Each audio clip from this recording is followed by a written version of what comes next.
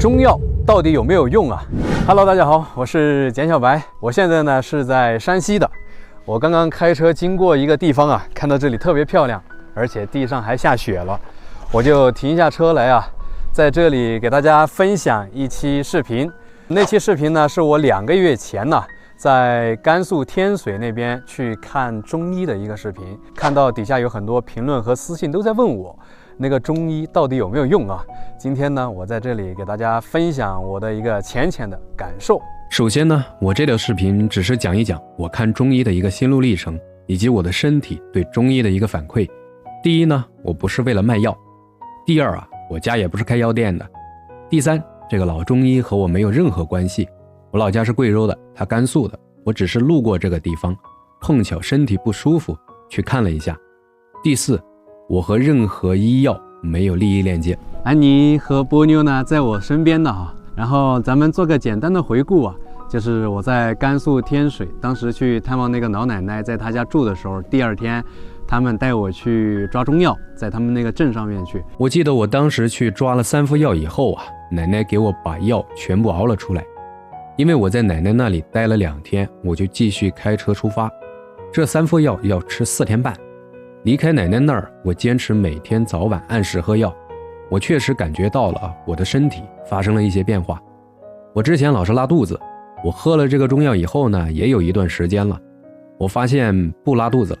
虽然大便还是有些稀淌，但不会拉稀，不会像之前那样把我拉虚脱了，拉得我完全没办法工作。所以我个人的看法呢，确实对我的身体是有帮助的。有的人他把我那个药方截图下来，我觉得哈，这个药方你拿去抓了，自己开了吃不一定有用。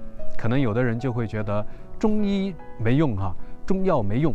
每个人的身体的状况都是不一样的，每个人对药的吸收的程度也是不一样的，一定要根据你自己的一个身体的状况，合理的去开这个中药药方。还有一个问题就是药材的问题，药材也决定了很大一部分因素啊。比如说我们最简单的例子就是那个黄连，就是有的黄连呢，它的药材不好，它喝下去的效果就没那么好；有的黄连好，你吃下去效果就不错。所以这个药材呢，它也起到了一个决定性的因素啊。所以我们看待一个问题呢，要从很多维度去看待，不能单一的一个方面就决定了中医是不好还是好。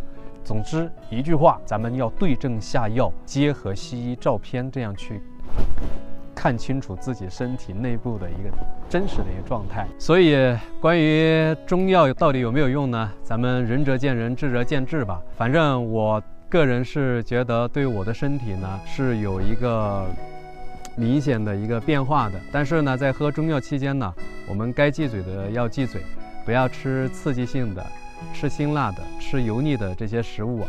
不知道大家有没有这么一个感受，就是抽烟的朋友，你每一次抽烟的时候想上厕所，有时候呢一抽烟就想拉肚子啊等等。这个问题啊，就是那个烟里面的尼古丁和焦油刺激到了你的那个肠道、肠胃黏膜，这只是我个人的一个想法吧。另外呢，就是当时我去看老中医的时候了，他给我判断出了我胆囊上面有一点问题。后来我离开那个村子以后啊，我去了甘谷县，做了肠胃镜和腹部彩超的检查。而且还是做的那种不打麻药的胃镜，真的是把我折磨得很痛苦。检查出来的结果呢，就是我的胃黏膜下垂，还伴随着胃炎，还有我胆囊上面有3毫米的息肉。当然我这个问题不大，定期复查调理即可。那个老中医呢，他仅仅是把脉一看，就把这些问题给找出来了。这个老祖宗传下来几千年的东西啊，肯定是有它道理的，对不对？至于你信还是不信呢，那就仁者见仁，智者见智吧。我在这里呢，希望大家都能有一个健健康康的一个身体。有了一个好的身体，你才有一个好的精气神。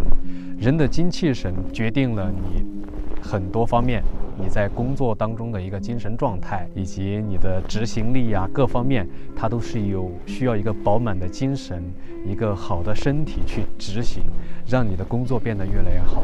如果没有这些去做支撑的话，你每天上班都无精打采，工作都无精打采的，你怎么能够把工作做好，怎么能够把生活过好？所以都希望大家有一个健健康康的身体，去做自己的工作，过好自己的生活。好了，咱们这期视频呢就简单的分享到这里了。咱呢也是有啥说啥，过多的话呢在这上面呢我也不方便去细说啊，你们自己琢磨琢磨好吗？咱们这一期视频呢就分享到这里了，很感谢大家的观看，拜拜。哦，对了，有什么疑问的可以在咱们评论区下方告诉我。